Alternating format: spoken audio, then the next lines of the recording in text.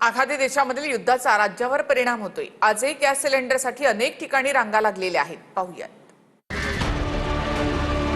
वसईच्या नायगावात गॅस सिलेंडरसाठी ग्राहकांनी लांबच लांब रांगा लावल्या आहेत। 15 दिवसांपासून ऑनलाईन बुकिंग करून सुद्धा सिलेंडर मिळत नाही, त्यामुळे ग्राहक एजन्सी बाहेर रांगेत उभे आहेत। दुपारनंतर काही ग्राहकांना गॅसचे सिलेंडर मिळालेत, तर काहींना सिलेंडर मिळतच नसल्याच्या तक्रारी आहेत। लातूरमध्ये स्टॉक नसल्यानं गॅस वितरण यंत्रणा पूर्णतः ठप्प झाली आहे। सकाळपासून नागरिकांनी गॅस सिलेंडर मिळवण्यासाठी लांबच लांब रांगा लावल्या आहेत।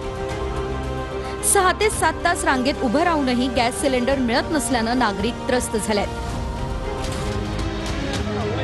सोलापूरमध्ये गॅस एजन्सी बाहेर थांबलेल्या नागरिकाला भोवळ आली आहे।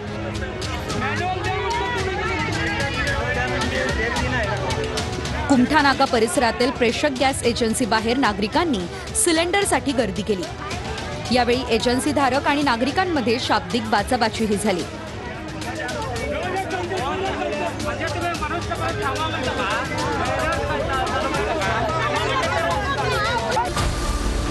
नागपूर शहरात वेगवेगळ्या कंपनीचे 20 LPG गॅस बंद झालेत। LPG गॅस नसल्यानं ऑटो चालकांवर पेट्रोलवर ऑटो चालवण्याची वेळ आली आहे। प्रवासी पैसे वाढवून देत नसल्यानं ऑटो चालवणं परवडत नसल्याचं ऑटो चालकांचं म्हणणं आहे। छत्रपती संभाजीनगरमध्येही युद्धाचा फटका बसला। छत्रपती संभाजीनगर शहरातील एकाही पंपावर ऑटो चालकांना गॅस मिळत नाहीये, त्यामुळे शहरातील 25 ते 30 हजार ऑटो चालकांवर संकट कायम आहे। ऑटो उभ्या असल्या तरी हप्ते थांबत नाही, अशी भावना चालकांकडून व्यक्त केली जाते आहे।